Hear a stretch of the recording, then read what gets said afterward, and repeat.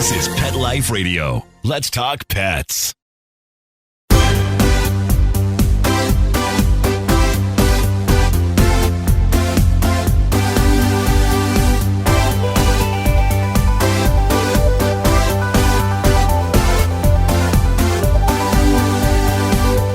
Hello and welcome to Six Figure Dog Business on PetLifeRadio.com. I am your host, Ty Brown of DogTrainerSalesClub.com, and this is the show where we help you start or grow your dog-related business to a healthy six-figure per year income or more. So today I'm going to be doing some sales training. I love sales training. It's one of my favorite things to do. And what I'm going to be sharing today applies to the dog trainer, to the pet sitter, to the dog walker, to the dog groomer, to the veterinary office, to the daycare and boarding kennel. What I'm going to be doing is sharing the 7 wonders of the sales world. In other words, the 7 things that any of your clients need to believe in order to make the purchase with you versus going somewhere else. If they can believe these 7 things, your chances of making the sale are very, very high. So stay with me. We'll talk about that here in just a minute. Take a bite out of your competition. Advertise your business with an ad in Pet Life Radio podcasts and radio shows. There is no other pet-related media that is as large and reaches more pet parents and pet lovers than Pet Life Radio.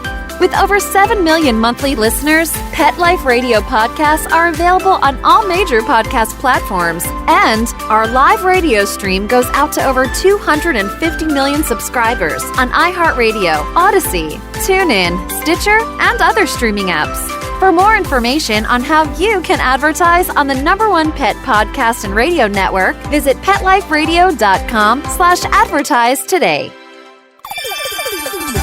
Let's Talk Pets on PetLifeRadio.com.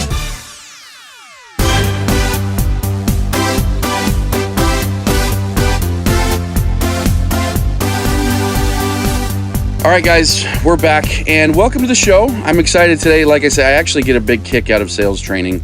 I grew up, and I've told this story before on this podcast, but I grew up in sales training. You know, my dad has been in sales training my whole life, basically.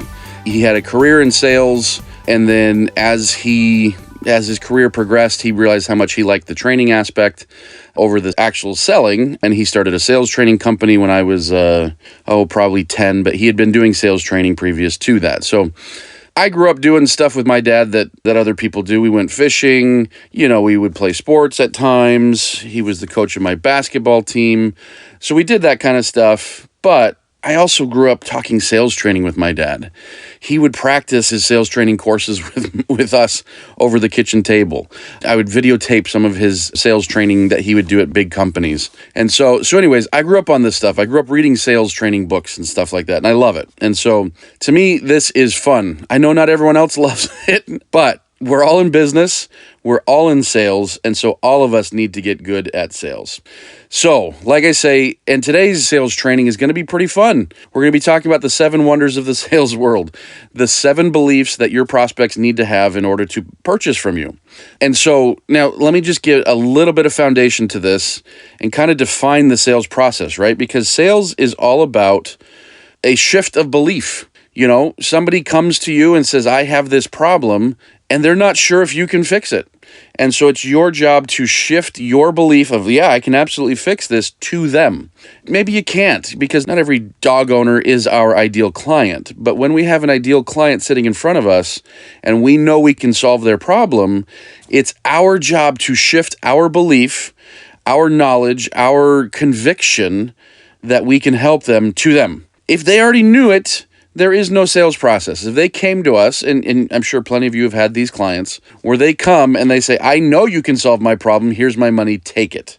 And that's great when that happens. But we're talking about the real world here, where you need to do a sales process in order to sell your pet sitting and your dog walking and your dog training and your veterinary services and your grooming services and your daycare and boarding services. Not only sell them into the program that you're offering, sell them into the service or product that you're offering, but sell them into being good clients and fulfilling on their end. The sales process never ends. And so like I say, I love this stuff. We're going to be talking about the 7 beliefs that your prospect must have in order to buy from you. All right. I'm just going to go through, and if, I don't know that I've ever mentioned this, ever said this on the show, so this might be the first time, but this is the show to take notes on, because there are 7 key principles here. I didn't invent them. This isn't, coming from the mouth of Ty saying, hey, you got to do this. People much smarter than me came up with these. Well, not even came up with them, more like observed them, categorized them, and put them down. I don't even remember where I learned this. But this is training that I've been doing for a long time, and it helps increase your sales. And like I say, each one of these 7 things are important. Some have a greater degree of importance, some have a lesser degree of importance, but they're all important, and your ability to understand them and implement them inside of your business is a big deal. So we're going to jump right into it. Take notes, and I would encourage you to see how you can implement these in your business. But not only that, I would encourage you to look at the purchases you've made recently. I'm not talking about your grocery store purchases, although you could probably, apply these. Yeah, you can apply these there.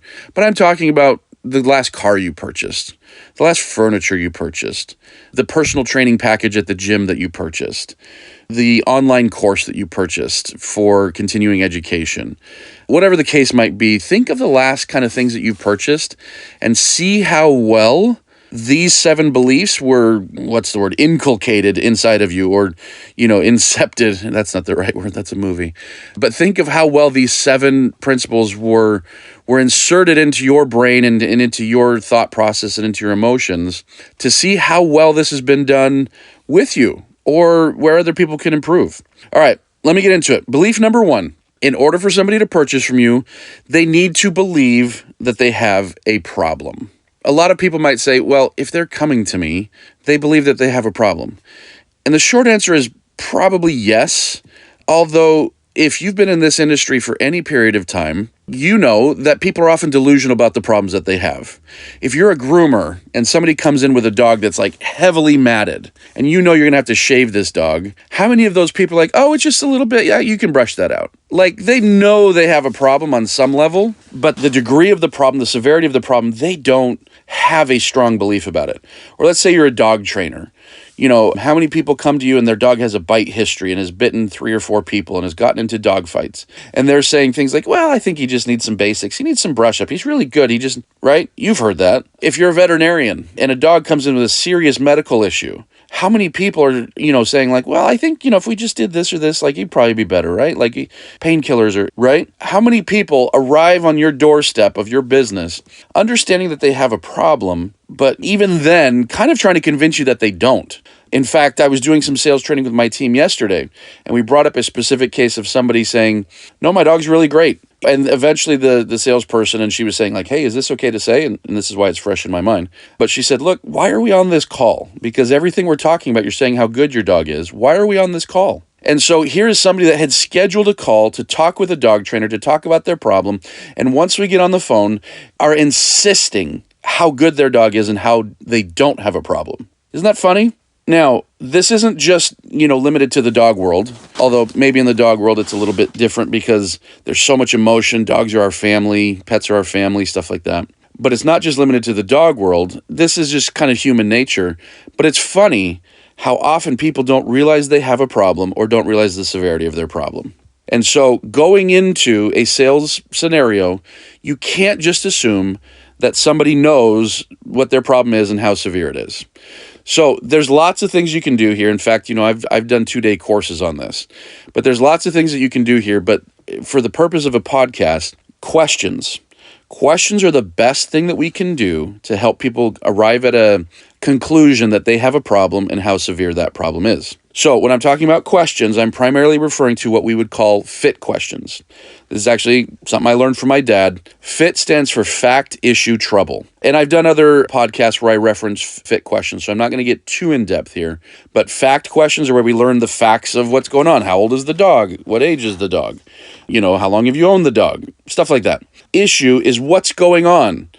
For a dog trainer, it's, what problems are occurring. For a dog walker, it's like, same thing. What problems are occurring that are leading you to look for a dog walker? For a groomer, same thing. What problems are we having? Like, is the coat matted? Is this just a maintenance thing to where you need help because you're too busy to do it or whatever? And so we need to uncover the issues, but the big thing is the T for trouble. And this is where most people in sales, not just in the dog industry, but in just about any industry, really go wrong, is they don't do a good job of uncovering what the trouble is for the person.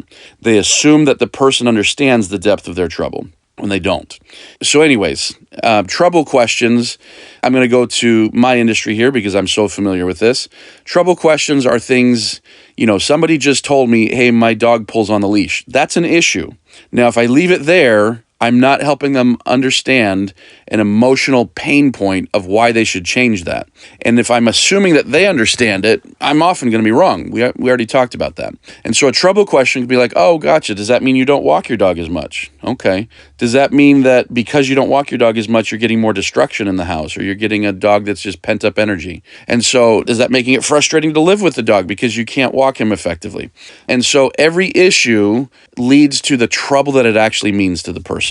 So in any case, belief number one, they have to believe that they have a problem, and they have to believe that it's severe enough, that it warrants a solution. And so a way to get there is by using fit questions, by uncovering the facts of what's going on, leading us to the issues that creates, and then learning about the trouble that means and why it's important for them that their life needs to change because it causes trouble for them. Okay, that's belief number one. Belief number two that your prospects need to have if they're going to purchase from you is that they can't do it alone. Okay? They need to believe they can't do it alone. And this is frustrating. And again, I want you to apply this to any business out there. And I'm making references to dog training, and I'm making references to grooming and dog walking and veterinary services. For those who don't know, I own a dog training company, and so that's where my mind tends to go quite often. And this is a frustration. I was on a call the other day, on a sales call, with somebody who's telling me about their problem. And I was unsuccessful, maybe because my skill level just needs to get better, maybe because of this person, I don't know. But I was unsuccessful in helping this person understand that they couldn't do it alone. In fact, at the end of the conversation, they're saying, you know what? Okay, this sounds great. I actually think you can help me. But I'm going to do it on my own for the next couple months. Why don't you call me in August? Right now it's July. Why don't you follow up with me in August? And bear in mind, this dog, I don't even remember. It was an adult, 3 or 4 years old, something like that. And so my response was like, well, let me ask, if you could do it alone, why haven't you? You've had the dog for 3 years, 4 years, whatever it was. You've had the dog for years. Oh, I know. But I think I can do it. So these things that you told me, I'm going to go do it. Now, this is an outlier as far as like delusion. I shouldn't be so, I hope I'm not being mean there. But it's an outlier as far as delusion. Like it literally left me like mouth agape because I've been doing sales a long time, and I think I've probably heard that a few times, but not very often. And so for me to hear that from somebody was like a little bit jarring. Like, what do you mean you're going to do it alone? Why'd you even reach out to a dog trainer if you think you can do it yourself? So anyways, it was a little bit jarring. But the point being, that was an open concern that this person had. Like, I don't think I need you. I think I can do it alone. If somebody's telling that to me, for certain, other people are thinking it. And in fact, in the dog training world, I've joked often that if it wasn't for husbands, I'd be a rich man, because there's so many times I'm talking to a wife and she's telling me like, oh, well, your program sounds great. I really want to do it, but my husband says he's just going to get the dog trained. Why hasn't he done it yet? You've got a 4-year-old dog. Why haven't you trained it yet? I know, but he thinks he can do it. So anyways, like I say, this is a belief that they need to have. And so how do you counteract this? Well, from a sales standpoint, this should be part of your sales pitch, your sales presentation, however you want to put it, is asking them what they've done that hasn't worked.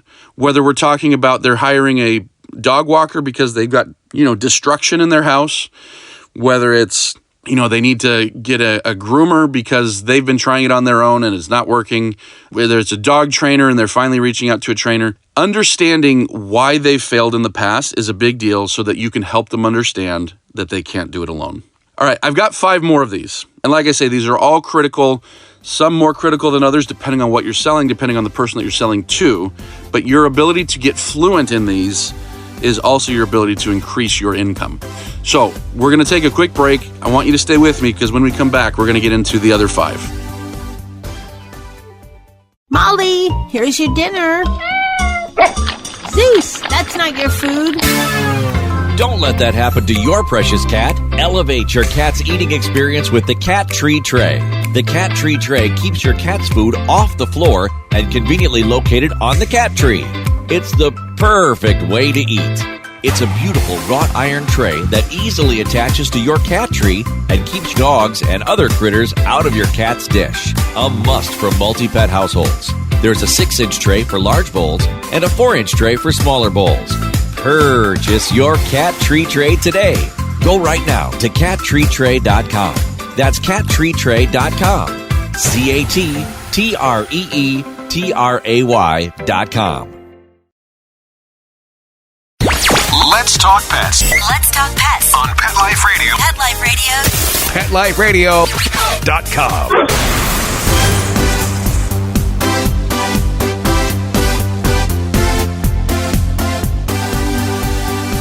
All right, guys, we're back, and we're talking today about the 7 beliefs that your prospect needs to have if they're going to purchase from you. And so we've already gone through belief number 1, that they have to believe they have a problem. Belief number 2, they have to believe they can't do it alone.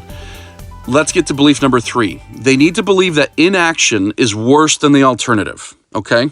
So one thing I've talked about, I think I've even talked about it on this podcast before, is that most of the time when you're selling a service for dogs, you're not selling against your competitors. When you're a dog trainer, you're actually not usually selling against other dog trainers. When you're a pet sitter, dog walker, you're usually not selling against others. And people are like, wait a minute, they're shopping around. And some people are. There are people that shop around. But the reality is most people, they get it in their mind like, yeah, I need a dog trainer. They'll look for a day and then they hire somebody or they don't, But for the most part, what we're competing against is inaction. We're competing against them doing nothing. And so, in fact, I was looking at some stats the other day, and these are just stats that I kind of compiled. In any given year, I don't remember what the exact number was, but in any given year in our markets, only about 2 to 4%, I believe, of dogs are getting actual training. I'm not talking about the PetSmart, Petco stuff. I'm talking about, going through like an actual training course. It's only 2 to 4% of dog owners. And so if you look at that, most dog owners are just simply not hiring anybody, for dog training. And it could be a little bit different in some of the other industries I'm talking to with grooming, pet sitting, dog walking, veterinary services. But for the most part, you're competing against nothing, against them just doing nothing. And so in the sales process, what I would ask you in order to counter this, and what we do with our sales team, is in order to counter this, we ask them for a commitment. During the sales process, not a commitment to work with us, but we ask them where their commitment level is. Are you committed to seeing this problem solved? Not with us necessarily, although we'll tell you about our program and see if it's something, but are you committed to finally doing something about this? And so in any case, this is a belief that people need to have, that inaction is worse than the alternative.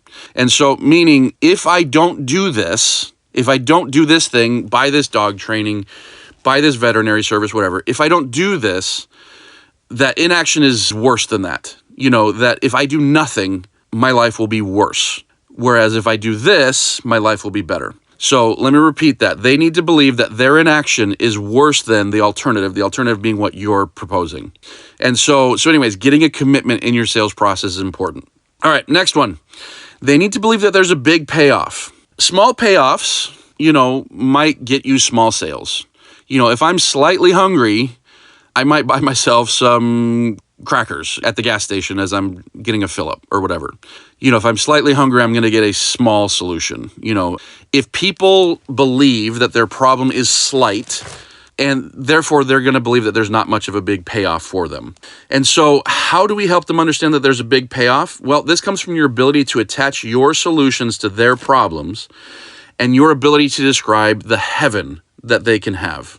So storytelling, talking about what other clients have done, talking about what other solutions have looked like. So when I say the heaven, a sales process, a really good sales process, boils down to helping them understand the hell that they're in and the heaven that they can have.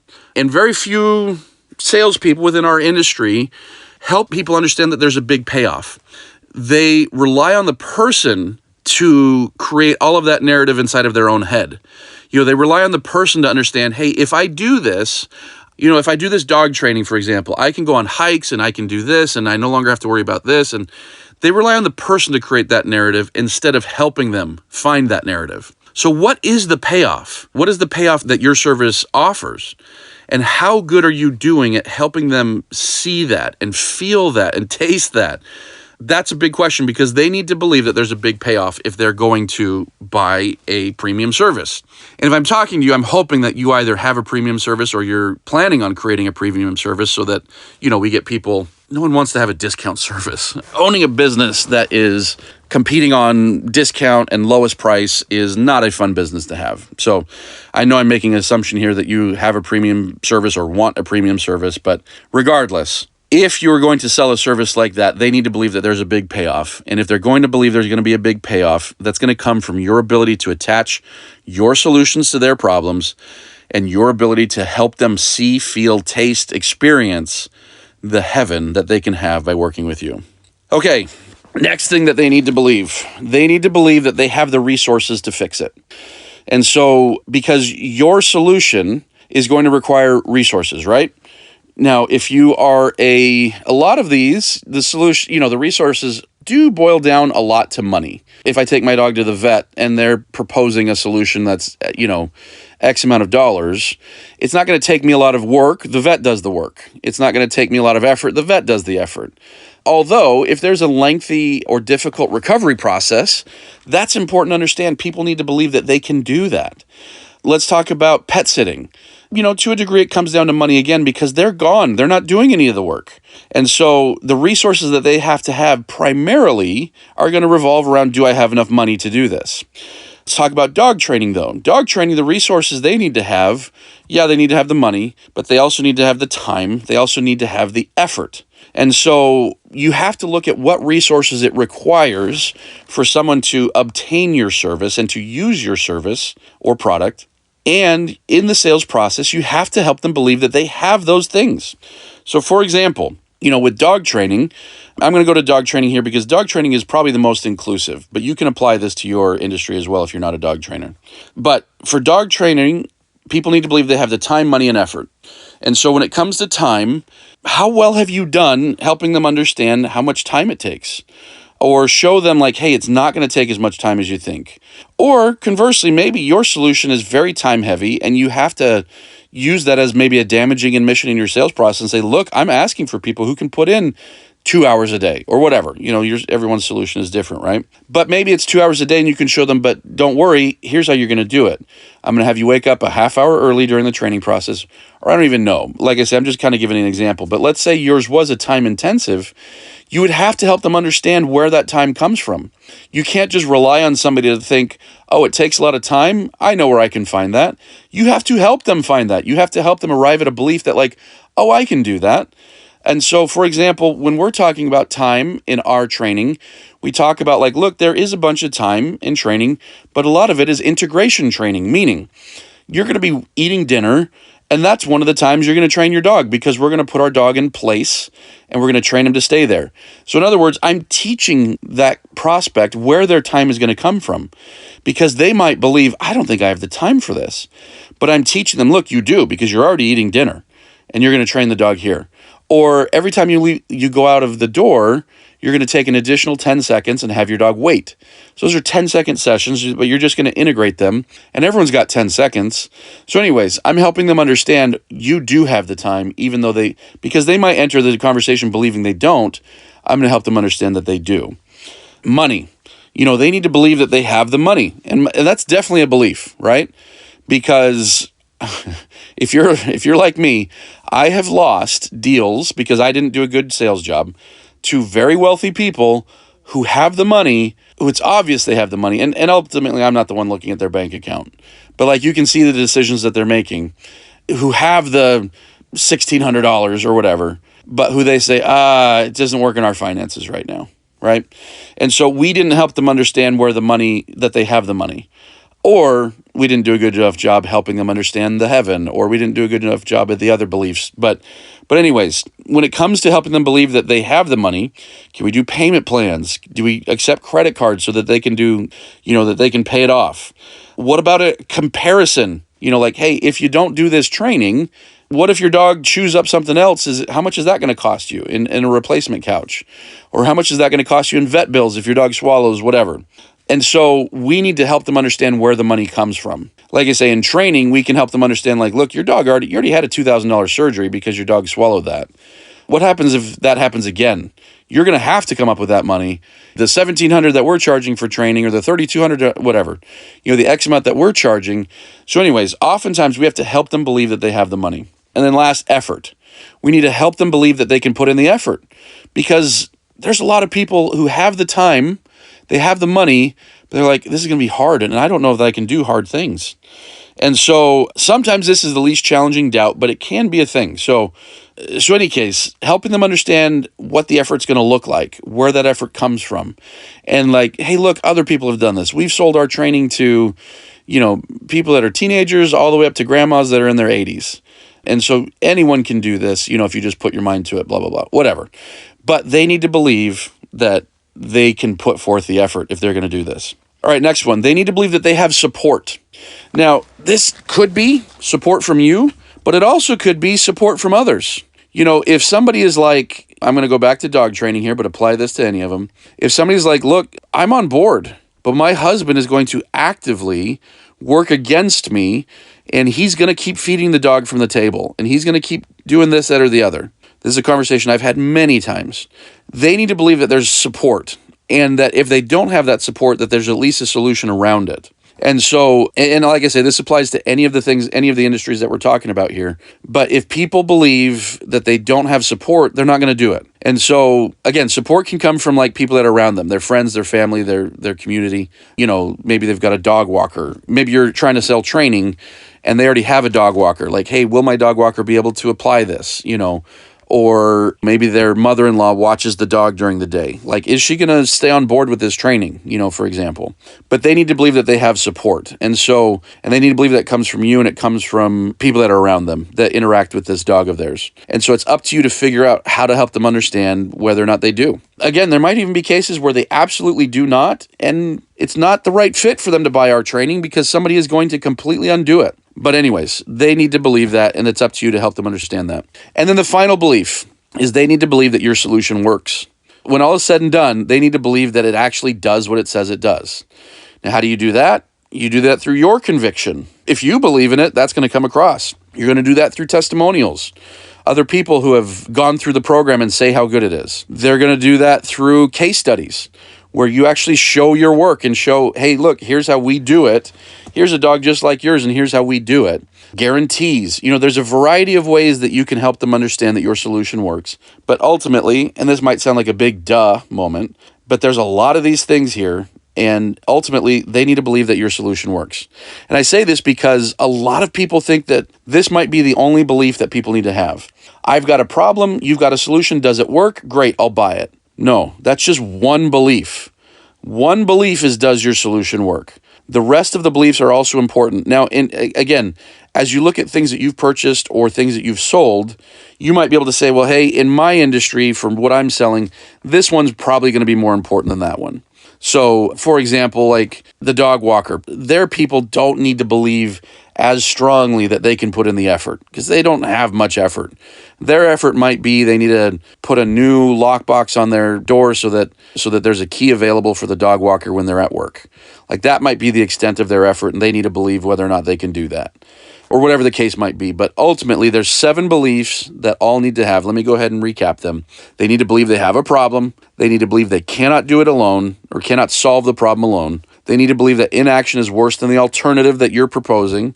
They need to believe that there's a big payoff. They need to believe that they have the resources to actually use what you're proposing. They need to believe that they have support, and they need to believe that your solution works. And I promise you, if you can delve into these, study these, think about how these apply to your industry, think about how these apply to what you're selling, and create new scripting, create new processes, create new things that help people arrive at these beliefs, your sales will absolutely go up. Because again, I don't care if you're selling something small or something big, somewhere in there are these beliefs. Again, sometimes some are stronger than others that need to happen, but these beliefs are in there. And if you can better put these into your sales systems, you're going to find that your sales go up. So, awesome. I hope you're taking notes. Feel free to reach out to me with any questions. You can go to dogtrainersalesclub.com and you can check out what we're doing. But I also recommend that while you're here, I don't know where you found this, but head over to PetLifeRadio.com because that's where you're going to find all of my other podcast episodes at Six Figure Dog Business. So head over to PetLifeRadio.com. When you're done listening to mine, they've got a ton of shows on Pet Life Radio, so make sure you're listening to all those as well. And then, like I say, head over to DogTrainerSalesClub.com to check out what we're doing. And thanks so much for listening to this episode. I hope that you come to our next episode. I hope you listen to all the other episodes. And I hope that you can grow your business. This is some good stuff, if I do say so myself. We got some good stuff. And get out there and apply it. Have a great one. Let's Talk Pets, every week on demand, only on PetLifeRadio.com.